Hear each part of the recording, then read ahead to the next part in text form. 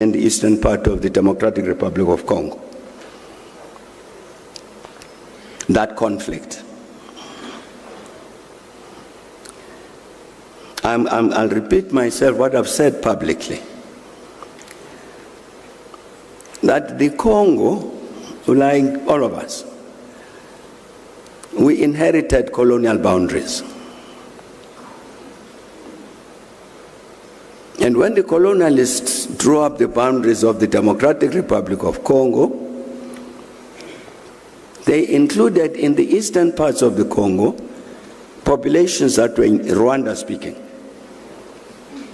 These are Congolese in terms of those colonial borders. But the problem for us and problem for the Congolese is that certainly even during the days of Mobutu, they did not want to recognize the Rwandese who were Congolese as Congolese. You even had a formation there in the Eastern Congo of a military group, a militia, which was called the Mai Mai. The Mai Mai whose purpose was to drive away these Rwandans back to Rwanda. And Mobutu was encouraging that. That problem persists to this day. As you know, the Congo, the DRC is a very big country. And one of the challenges since the return of democracy, which was there before, it persists, is the footprint of the government from Kinshasa is not necessarily strong everywhere in the country. So in the Kivus, this is part of the problem, in the Kivus in the Far East. That's why you have the M23. It's because the Rwandan people, the Banyamulenge in Eastern Congo, have for many decades felt this, that they don't have the protection of the government in Kinshasa. So they need to protect themselves. In addition, you've had this challenge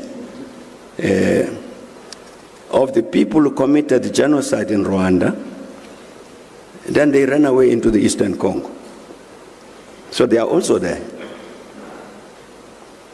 Some of them involved in all sorts of schemes and naturally to try and overthrow the government in Rwanda. I'm saying that the first, my view, is the first part in terms of dealing with the crisis in the Eastern Congo is recognizes that the Banyamulenge are Congolese. The Rwandan-speaking section of the population of the Congo is Congolese, and therefore must be protected by the government of the Congo, like all the population of the Congo is entitled to protection by the government. That's a starting point. And then this issue has to be dealt with. Then what about the interests of Rwanda in the Eastern Congo, about the Rwandans? This group that committed the genocide, as well as these Rwandan-speaking people. How do you regulate that relationship? But I'm saying the principal responsibility falls on the government of the Congo to protect the Rwandan-speaking population of the Eastern Congo, of the Kivus.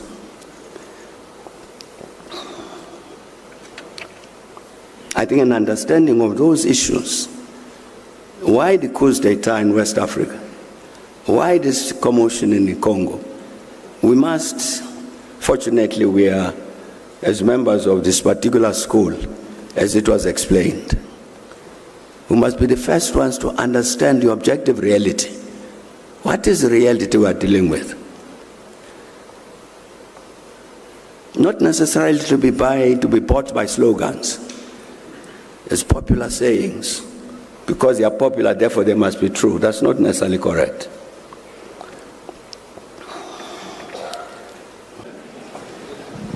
The question, Your Excellency, is why is the African Union or SADC does not use your expertise as a peacekeeping person, especially that you've got cordial and brotherly relationships with President Kagame. We can capitalize on those relationships with President Kagame that I personally know that you have to try and help the situation in Kigali than being and DRC than being hostile. That's the question.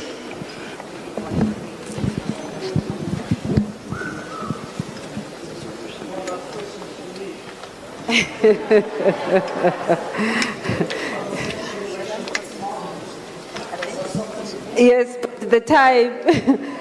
You see, look at the hands, and I'm being unfair to everyone. So let's allow the president to, if he allows us to take a second chance, I will do that. Thank you.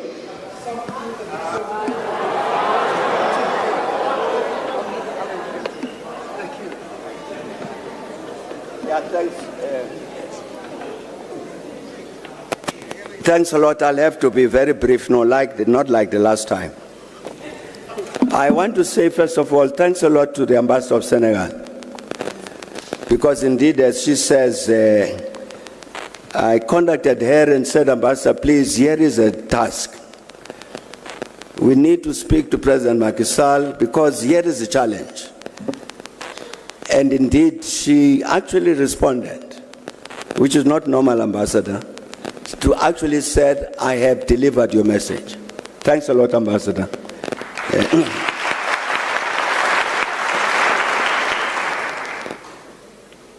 But really, I'm very, very proud of what President Macky Sall has done.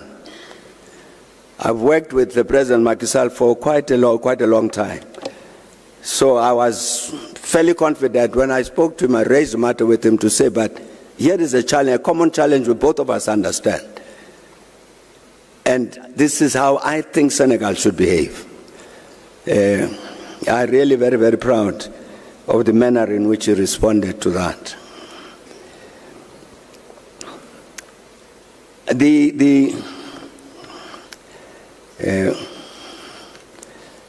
Nobody has spoken to me about what to do about the DRC here at home.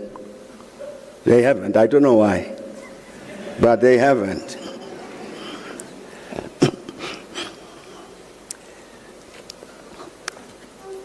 Next month, Rwanda will be marking the 30th anniversary of the genocide.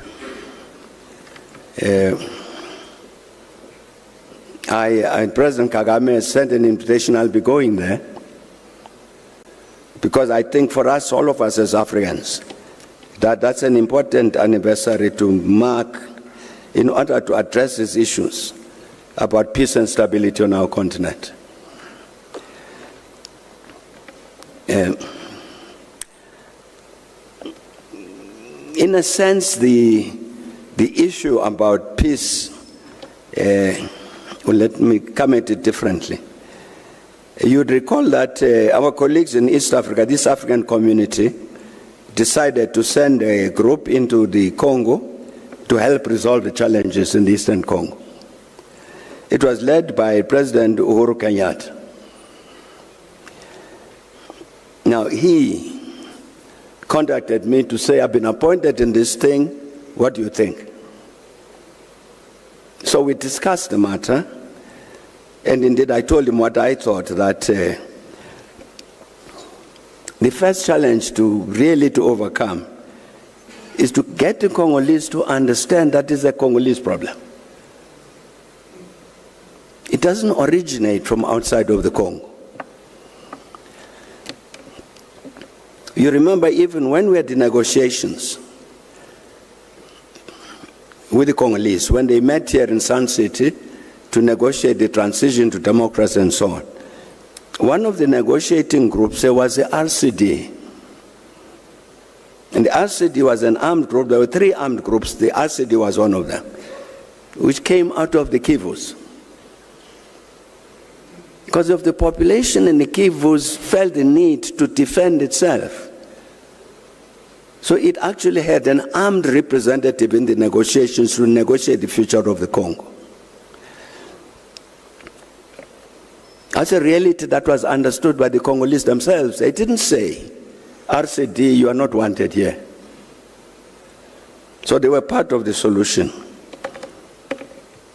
But I'm saying that I think the matter about this peace in the Eastern Congo, in the Eastern DRC, has become too factionalized. Because I saw somewhere on the television that somebody asked one of the Congolese, but the East Africans came here and so on, now we are getting the Southern Africans. What happened?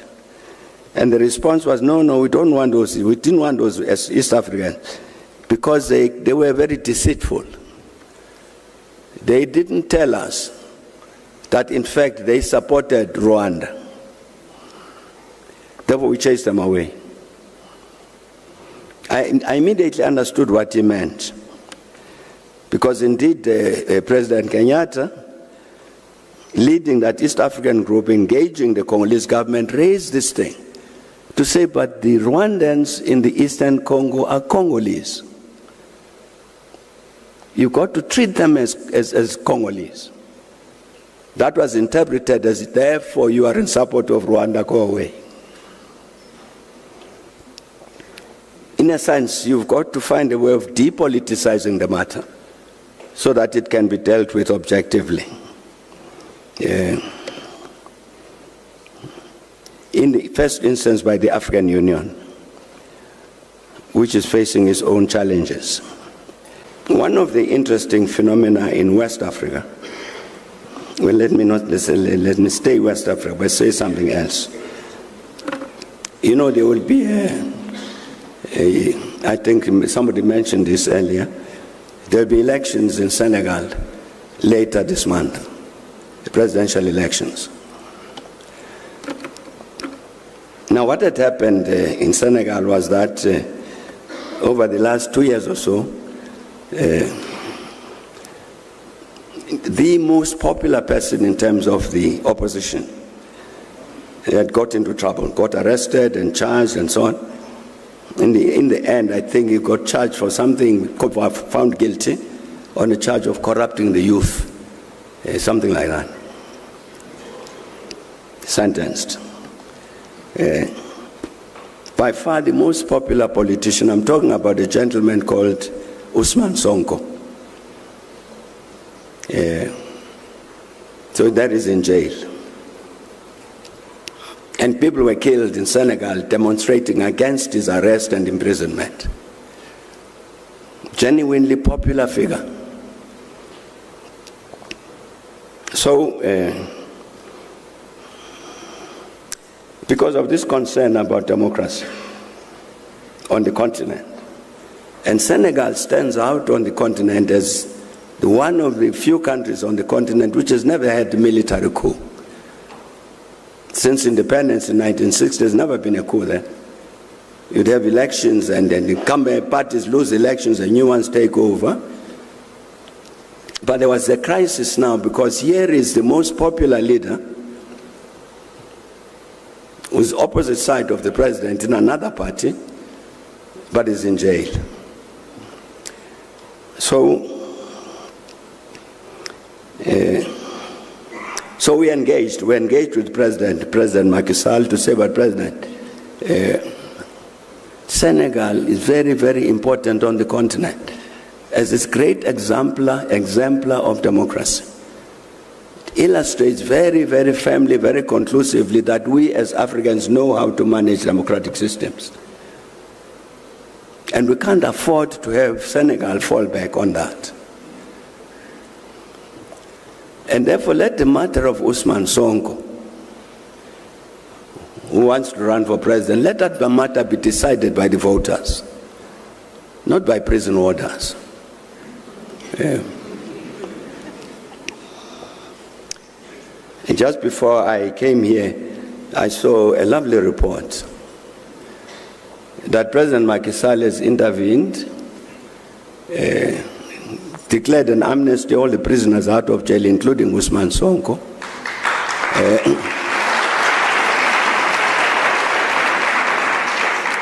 And pardoned various charges as a result of which Usman Sonko is running for president.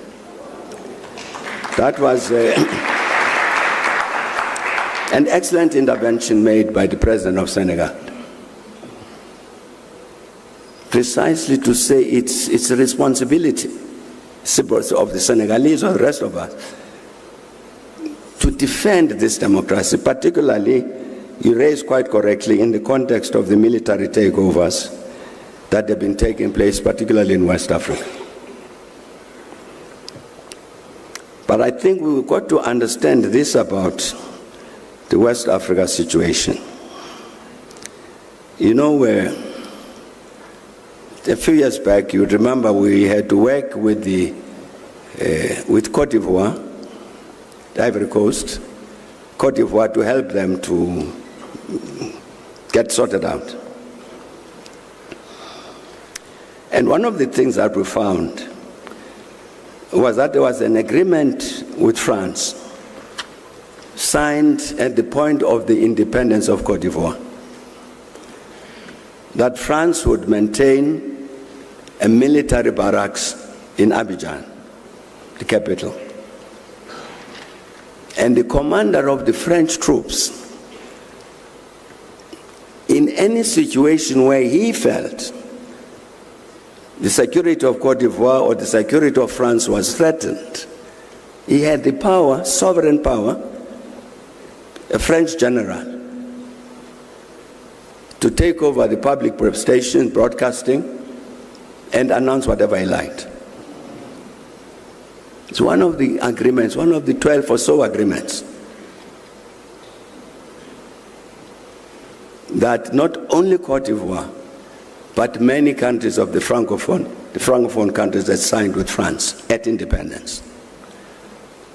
Mali just now has just repudiated all of those agreements. I think there were 11 or 12 of them, which include prescriptions about when you've generated a foreign currency, bank it in Paris. And Paris, the French franc then, would guarantee your currency, CFA. Part of what is happening in West Africa, Palisa, as you can see, is a rebellion by young officers against French neocolonialism. It's not only military coups to remove some elected president, but these young soldiers are saying our politics since independence has respected this junior relationship with France. That must end. So you see the big confrontation between these countries and France. It has to do with ending, like the agreements I've talked about. That you'd have a French general based in Côte d'Ivoire who has actually the power to intervene in Côte d'Ivoire as he liked. So it's an anti-neocolonial rebellion. It has got this element, you are quite correct, of removing elected presidents. How does the continent deal with that? Well, you know, the OAU has a standard policy, as you mentioned, against illegal changes of government. So the military governments don't get recognized. But we have a particular consequence now,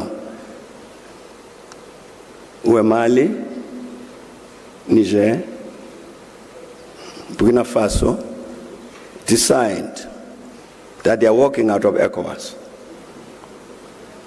Now that can be a positive development. What is to be done? It's not a question that we can answer here. But I think, again, I'm trying to say, it's necessary for us to understand the objective reality. What actually is happening? It's not just young soldiers who are hungry for power and therefore remove this elected president. No. That's why they talk about Thomas Sankara. Sankara took power by coup d'etat. He was a soldier. But Sankara understood this particular issue, the need to destroy and defeat neocolonialism. And that's what these young soldiers are saying. What do we do with them? What does Africa do with them? I think Africa is a challenge, a problem, answering that issue, answering that question. Do you want to watch more videos like this one? If yes, subscribe to our channel and press the bell icon next to it. We have decided to bring videos on something nobody talks about: African politics, economy, and increasing power. Thanks for watching, and until the next video, stay tuned. Tell us what you think in the comment section. Like and share the video, and subscribe so that you don't miss any of our African videos. It's the best way to support us.